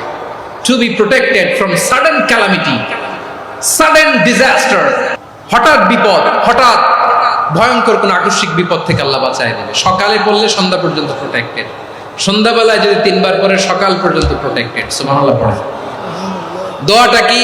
দোয়াটা হচ্ছে বিসমিল্লাহিল্লাযী লা ইয়াদুররু মা'a ইসমিহি শাইউন ফিল আরদি ওয়ালা ফিস সামাই ওয়া হুয়াস সামিউল আলীম। ছোট না? অনেক ছোট, মুখস্থ করবেন। বিসমিল্লাহিল্লাযী লা ইয়াদুররু মা'a ইসমিহি শাইউন ফিল আরদি ওয়ালা ফিস সামা। ওই আল্লাহর নাম নিচ্ছি, যে আল্লাহর নামের বরকতে আকাশ জমিনের কোনো কিছু কারো কোনো ক্ষতি সাধন করতে পারে না। তিনি সর্বশ্রোতা সর্বজ্ঞ। সুবহানাল্লাহ পড়েন, পড়বেন এই দোয়াটা। বিসমিল্লাহিল্লাযী লা ইয়াদুররু মা ইসমিহি শাইউন ফিল আরদি ওয়ালা ফিস সামাই ওয়া হুয়াস সামিউল আলিম। ফজরের পরে 3 বার, মাগরিবের পরে 3 বার যদি কেউ পড়ে প্রোটেক্টেড, যে কোনো হঠাৎ বিপদ থেকে প্রোটেক্টেড। প্রোটেক্ট করেন কে? ওই আল্লাহর নাম নিচ্ছি যে আল্লাহর নামের ওসিলায় আকাশ জমিনের কোনো কিছু কোনো ক্ষতি করতে পারে না। সুবহানাল্লাহ পড়েন। আচ্ছা, এবার আমাদের জীবনে দুশ্চিন্তা আছে না নাই বলেন? Tension, hyper tension, anxiety, depression, সবার জীবনে টেনশন আছে না নাই? এই দুশ্চিন্তা, পেরেশানি, মারাত্মক পেরেশানি থেকে মুক্তি পাওয়ার জন্য বিষ্ণু ইসলাম 2টো দোয়া পড়তেন। কয়টা? অনেকগুলো পড়তেন। স্পেশাল 2টো দোয়া আজকে আপনাদের শিখায় যাব, শুনবেন। পেরেশানিতে পড়লে, টেনশনে পড়লে এই দোয়াটা। প্রিয় ভাইরা, বিষ্ণু ইসলাম যখন খুব বিপদে পড়তেন, দুশ্চিন্তা ওনাকে ঘিরে ধরতো, উনি পড়তেন ইয়া হাইয়ু ইয়া কাইয়ুম বিরহমাতিকা আস্তাগীথ। ইয়া হাইয়ু ইয়া কাইয়ুম, হে শাশ্বত অবিনশ্বর, হে চিরঞ্জীব, বিরহমাতিকা আস্তাগীথ, তোমার রহমতের উসিলায় তোমার কাছে ফরিয়াদ করি। এটা পড়তেন। আবার আরেক বর্ণনায় এসেছে ইয়া হাইয়ু ইয়া কাইয়ুম বিরহমাতিকা আস্তাগীথ আসলিহ লি শা'নি কুল্লাহু ওয়া লা তাকিলনি ইলা নাফসি তারফাতা আইন। আসলিহ লি শা'নি কুল্লাহ, আল্লাহ আমার সবকিছু আপনি সেটেল করে দেন। আমাদের সব ঝামেলা সেটেল করে দিতে পারে কে? তাহলে পড়বেন ইয়া হাইয়ু, এ চিরঞ্জীব। হাইয়ু মানে চিরঞ্জীব, যিনি চিরকাল বেঁচে থাকবেন, মরবেন না। আল্লাহ মরবেন? তার কোনো লয় আছে? ক্ষয় আছে? সূরা রহমানে আল্লাহ বললেন কুল্লু মান আলাইহা ফানি ওয়া ইয়াবকা ওয়াজহু রাব্বিকা যুল জালালি ওয়াল ইকরাম ফাবিআইয়ি আলাই রাব্বিকুমা তুকাযিবান। জমিনে যা আছে সব ফান, ভ্যানিশ হয়ে যাবে, নিশ্চিহ্ন হয়ে যাবে, শেষ হয়ে যাবে, সব বিলুপ্ত হয়ে যাবে, একজন ছাড়া। জোরে বলেন তিনি কে? এই দোয়াটা কেন পছন্দ আল্লাহর কাছে? কারণ এখানে আল্লাহর 2টা সুন্দর নাম আছে, গুণবাচক নাম, আল হাই, আল কাইয়ুম। এই 2টো নাম আছে এখানে। আবার এই 2টা আয়াতুল কুরসির অংশ। আয়াতুল কুরসির শুরু তো এটা আসরা নাই? হ্যাঁ, আসরা নাই। 3 নম্বর কারণ, এটা ইসমে আজম। কোন দোয়াটা ইসমে আজম? যে দোয়া ওসিলায় দোয়া করলে আল্লাহ দোয়া ফেরায় না। অনেকগুলো মত আছে, সবচেয়ে ভ্যালিড মত হচ্ছে এটা, ইয়া হাইয়ু ইয়া কাইয়ুম। এর ওসিলা দিয়ে দোয়া করলে দোয়া কবুল করে কে? 2 নম্বরে বিশ্বনবী মারাত্মক বিপদে পড়লে আরেকটা দোয়া পড়তেন, আল্লাহুম্মা ইন্নী আবদুক। আগে দোয়াটা পড়ি, শুনেন। আল্লাহুম্মা ইন্নী আবদুক ওয়া ইবনু আবদিক ওয়া ইবনু আমাতিক নাসিয়াতি বিয়াদিক মাদিন ফিয়া হুকমুক আদলুন ফিয়া কাদাউক আসআলুকা বিকুল্লি ইসমিন হুয়া লাক সাম্মাইতা বিহি নাফসাক আও আনসালতাহু ফি কিতাবিক আও আল্লামতাহু আহাদাম মিন খালকিক আও ইস্তা'সারতা বিহি ফি ইলমিল গায়বি ইনদাক আন তাজআলাল কুরআনা রাবিআ কলবি ওয়া নূরা সাদরি ওয়া জালাআ হুজনি ওয়া যাহাবা হাম্মি। সুবহানাল্লাহ পড়েন। বিষ্ণু বলতেন আল্লাহুম্মা ইন্নী আবদুক, ও আল্লাহ আমি আপনার গোলাম, ওয়া ইবনু আবদিক, গোলামের ঘরের গোলাম, ওয়া ইবনু আমাতিক, বাদীর ঘরের গোলাম। মানে আল্লাহ আমি আপনার গোলাম। আমার বাবা আব্দুল্লাহ ছিল আপনার গোলাম, আমার মা আমিনা ছিল আপনার বাদী। মানে আমরা গোলাম বংশের, সব গোলাম। নিজেরে এর চেয়ে আর ছোট করে আল্লাহর কাছে উপস্থাপন করা যায় আমার ভাইরা? কথা কি বুঝতেছেন? নিজেকে এর চাইতে ছোট, নগণ্য আর তুচ্ছ করে আল্লাহর সাথে প্রেজেন্ট করা যায়? বিশ্বনবী বললেন ও আল্লাহ আমি আপনার গোলাম, গোলামের ঘরের গোলাম, দাসীর ঘরের গোলাম। নাসিয়াতি বিয়াদিক, আমার মাথার চুলের ছুটি আপনার হাতের মুঠোয়। আপনি ডানে টান দিলে আমি ডানে যেতে বাধ্য, আপনি বাঁয়ে টান দিলে বাঁয়ে যেতে বাধ্য। বিশ্বনবী বললেন আল্লাহ আমার মাথার চুলের ঝুঁটি আপনার হাতের মুঠোয়। আচ্ছা, এইভাবে কাকে ধরা হয়? যে খুব ছোট, ঠিক কিনা? নিজেকে কত ছোট করলেন বিশ্বনবী। ও আল্লাহ আমার মাথার চুলের ঝুঁটি আপনার হাতের মুঠোয়, আপনি ডানে টানলে আমি ডানে যাব, বাঁয়ে টানলে বাঁয়ে যাব। আল্লাহ আসআলুকা বিকুল্লি ইসমিন হুয়া লাক নাসিয়াতি বিয়াদিক মাদিন ফিয়া হুকমুক, আপনার নির্দেশ আমার উপর কার্যকর হবেই হবে। আদলুন ফিয়া কাদাউক, আপনার ফয়সালা, যেই ফয়সালাই আপনি আমার জন্য করেন এটাই ইনসাফ। সুবহানাল্লাহ বলেন। আমরা আল্লাহর ফয়সালায় সন্তুষ্ট হতে চাই না। কত কমপ্লেইন, আল্লাহ তুমি এটা দিলা না, ওইটা পাইলাম না, ওইটা হইল না রে, এরকম অভিযোগ, কমপ্লেইন আমাদের আছে না নাই? আর বিশ্বনবী বলতেন আদলুন ফিয়া কাদাউ, আল্লাহ আমার জন্য তোমার যেটা ফয়সালা এটাই সবচেয়ে শ্রেষ্ঠ ইনসাফ, এর চেয়ে ইনসাফ আর হতে পারে। এভাবে কায়মান বাক্যে আল্লাহর কাছে বিশ্বনবী দোয়া করতেন। এরপরে বিশ্বনবী বললেন, আল্লাহ তোমার যত নাম আছে সব নামের ওসিলায় দোয়া করি, যে নাম তুমি আমাদেরকে জানিয়েছো, যে নাম তুমি আমাদেরকে জানাও নাই, যে নাম তুমি কোরআনে নাজিল করেছো, যে নাম নাজিল করো নাই, যে নাম শুধু নবীদেরকে জানিয়েছো। আর আল্লাহর এমন কিছু চমৎকার চমৎকার সুন্দর সুন্দর নাম আছে, এই নামগুলো রব্বুল আলামিন কাউকে জানাবে না। সুবহানাল্লাহ বলেন। আমরা তো 99 নাম জানি, 100 নাম জানি আল্লাহ, কিন্তু আল্লাহর এমনও কিছু নাম আছে যেগুলো আল্লাহ বিশ্বনবীরও জানায়নি। এগুলো আল্লাহ ইলমুল গায়বে রেখে দিয়েছেন। দোয়ার সময় বলবেন, আল্লাহ তোমার যেই নামগুলো জানি, যেগুলো জানি না, যেগুলো কোরআনে আছে, যেগুলো নাই, যেগুলো নবীরে খাস ভাবে জানাইছে ওগুলোর উসিলায়, যেগুলো কোনোদিন জানাবাও না তোমার ওই নামের উসিলাও তোমার কাছে চাই। আল্লাহ কোরআনকে আমার হৃদয়ের বসন্ত বানাও, আমার বক্ষের জ্যোতি বানাও, আমার চিন্তা দুশ্চিন্তা তুমি দূর করে দাও। বিশ্বনবী বললেন, এই কালিমাগুলো, এই বাক্যগুলো পড়ে যদি কেউ আল্লাহর কাছে ফরিয়াদ করে, তার হৃদয় থেকে দুশ্চিন্তা কাটিয়ে দিবে কে? আচ্ছা, সব শেষে বলি, ঋণের বোঝায় যারা জর্জরিত, বিষ্ণু ইসলাম চমৎকার একটা দোয়া শিখিয়েছেন। এক সাহাবীর নাম আবু উমামা, নামাজের ওয়াক্ত ছাড়া উনি মসজিদে যেয়ে বসে আছে। বিষ্ণু বললেন, কিরে আবু উমামা, নামাজের তো ওয়াক্ত হয় নাই, মসজিদে কি? সাহাবী বলে, হুমুমুন লাজিমাতনি ওয়া দুয়ুন, নবী গো, ঋণের বোঝায় এমন টেনশনে আছি, ঘরে থাকতে পারলাম না, মসজিদে চলে আসছে। বিষ্ণু বলেন, আমি কি তোমার এমন একটা দোয়া শিখাবো যেটা পড়লে আল্লাহ তাআলা তোমার ঋণের বোঝা হালকা করে দিবে? আবু উমামা বললেন, ইয়া রাসূলুল্লাহ, অবশ্যই শিখাবেন। বিষ্ণু বললেন, তাহলে তুমি পড়বা, আল্লাহুম্মা ইন্নী আউযু বিকা মিনাল হাম্মি ওয়াল হাযান ওয়া আউযু বিকা মিনাল জুবনি ওয়াল বুখল ওয়া আউযু বিকা মিন গালাবাতিদ দাইনি ওয়া কাহরির রিজাল। ও আল্লাহ, তোমার কাছ থেকে দুশ্চিন্তা থেকে পানাহ চাই, কৃপণতা, ভীরুতা, অলসতা, কার্পণ্যতা, এই সব কিছু থেকে, মানুষের কঠোরতা, আমার উপর মানুষের আধিপত্য এবং ঋণের বোঝা থেকে পানাহ চাই। এই দোয়াটা যখন বিষ্ণুনবী শিখাই দিলেন, আবু উমামা বারবার এই দোয়া করে, আল্লাহুম্মা ইন্নী আউযু বিকা মিনাল হাম্মি ওয়াল হাযান ওয়া আউযু বিকা মিনাল আজজি ওয়াল কাসাল ওয়া আউযু বিকা মিনাল জুবনি ওয়াল বুখল ওয়া আউযু বিকা মিন গালাবাতিদ দাইনি ওয়া কাহরির রিজাল।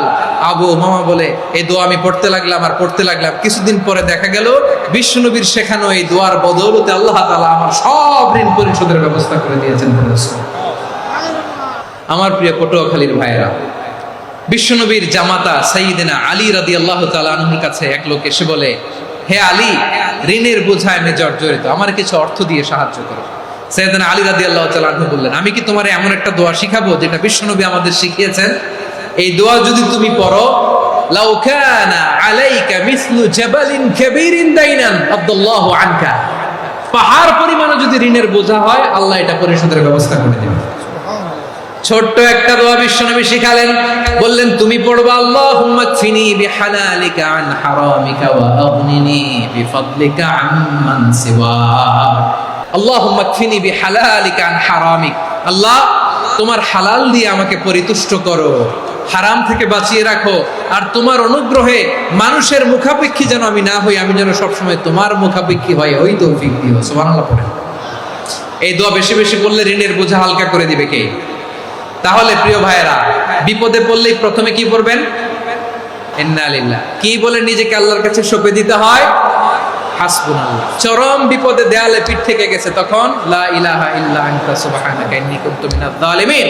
এরপরে লা ইলাহা ইল্লাল্লাহুল আযীমুল হালিম, এই দোয়া।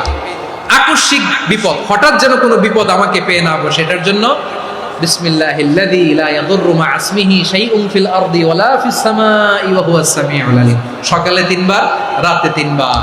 আর মারাত্মক tension, hyper tension, anxiety, depression থেকে বাঁচার জন্য 2 দোয়া, ইয়া হাইয়্যু ইয়া কাইয়্যুম, ইয়া হাইয়্যু ইয়া কাইয়্যুম, মনে থাকবে? আর আল্লাহুম্মা ইন্নী আবদুক, এই দোয়া। ঋণ থেকে বাঁচার জন্য 2 দোয়া, আল্লাহুম্মা ইন্নী আউযু বিকা মিনাল হাম্মি ওয়াল হাযান, এটা। আর আল্লাহুম্মা কফিনি বিহালালিকা আন হারামিকা ওয়া আগনিনি বিফাদলিকা আম্মান সিওয়াক। আর সব সময় পড়ার জন্য একটা আমল দিয়ে যাই, উঠতে বসতে, অফিসে যাচ্ছেন, অফিস থেকে ফিরতেছেন, বসে আছেন, শুয়ে আছেন, ছোট্ট এক শব্দে আমরা যেন বেশি বেশি পড়ি, আস্তাগফিরুল্লাহ।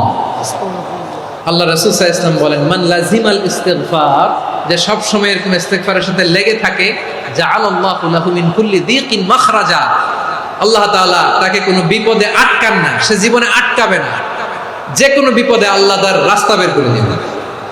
Way out, you will get a way out in solution. সুবহানাল্লাহ। ওয়া মিন কুল্লি হাম্মিন ফারাজা, দুশ্চিন্তা মুক্ত হবে। ওয়া ইয়ারযুকহু মিন হাইসু লা ইয়াহতাসিব, এমন জায়গা থেকে আল্লাহ রিজিকের বন্দোবস্ত করবে যেটা সে কল্পনাও করে না। আওয়াজ করে পড়েন সুবহানাল্লাহ। আমার প্রিয় ভাইরা, এটা গেল নিজের বিপদ। নিজে যদি বিপদে পড়েন, অন্যের বিপদ যদি দেখেন, এটার জন্য একটা দোয়া আছে। অনেক সময় আমরা দেখি হাসপাতালে ক্যান্সারের 3rd স্টেজে চলে গেছে, লোকটা হ্যাংলা হয়ে চিকন হয়ে হায়রে কি কষ্ট পায়, দেখি না? বিশ্বনবী বলে একটা দোয়া যদি কেউ অন্যের কোনো বিপদ দেখে পড়ে, ওই বিপদ তার জীবনে কখনো আসবে না। অনেক সময় হয় যে আমরা মহাসড়ক দিয়ে যখন চড়ি, দুর্ঘটনায়, আইরে আল্লাহ, দুর্ঘটনায় মানুষের মাথা একদিকে, দেহ আরেকদিকে, ব্লিডিং, এরকম হয় না? আল্লাহ তুমি হেফাজত করো। বিশ্বনবী বলেন এই দুর্ঘটনা দেখে কেউ যদি এই দোয়াটা পড়ে, তার জীবনে সে কোনোদিন এরকম অ্যাক্সিডেন্টের সম্মুখীন হবে না। বিশ্বনবী বলেন অন্যের বিপদ দেখে কেউ যদি পড়ে, আলহামদুলিল্লাহিল্লাযী আফানি মিম্মা বাতালাকা বিহি ওয়া ফাদ্দালানি আলা কাসীরিন মিম্মান খালাকা তাফদীলা, মানে প্রশংসা সে আল্লাহ, যে আল্লাহ তাআলা তোমাকে যেই জিনিস দিয়ে পরীক্ষা করেছে, আমাকে ওইটা থেকে বাঁচিয়ে দিয়েছে। তোমাকে আল্লাহ যেই বিপদে ফেলেছে, আমাকে ওই বিপদ থেকে তিনি মুক্ত রেখেছে, আর তার অনেক সৃষ্টির উপর আমাকে তিনি প্রাধান্য দিয়েছে। সুবহানাল্লাহ পড়েন। যে কোনো বিপদ, কারো ক্যান্সার দেখে যদি এই দোয়াটা আপনি বিশ্বাসের সাথে পড়েন, জীবনে কোনোদিন ক্যান্সার রোগে আক্রান্ত হবেন না।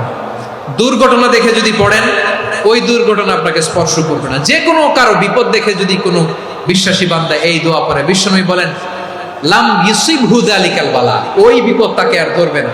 উফিয়া মিনহু মিন যালিকাল বালা কাইনাম মা কান, সে যতদিন হায়াত পাবে কোনোদিন ওই বিপদ তাকে স্পর্শ করবে না। আমার প্রিয় ভাইরা, তাহলে পুরো আলোচনার সেন্ট্রাল থিম হচ্ছে আমাদের জীবনে বিপদ আসবে, কষ্ট আসবে, দুঃখ আসবে, কিন্তু বিপদে আপদে আমরা হাল ছেড়ে দিব না, হতাশ হব না। মুমিন হতাশ হয় না, নিরাশ হয় না, হাল ছেড়ে দেয় না। মুমিন ভরসা রাখে একজনের উপর। আওয়াজ করে বলুন, যিনি কে? বিপদে পড়লে আমাদেরকে উদ্ধার করে কে? আবার আমাদেরকে যদি কোনো নেয়ামত আল্লাহ দিতে চান, ওইটা কেড়ে নেওয়ার ক্ষমতা কারো আছে? তাহলে আমরা কানেক্টিভিটি বাড়াবো কার সাথে? আমাদের প্রার্থনার ফরিয়াদের হাত তুলবো কার কাছে? রাজি আছেন? পটুয়াখালীর ভাইয়েরা, মনে থাকবে কথাগুলো? আল্লাহ তাআলা আমাদের সবাইকে কথাগুলো বোঝার ও আমল করার তৌফিক দান।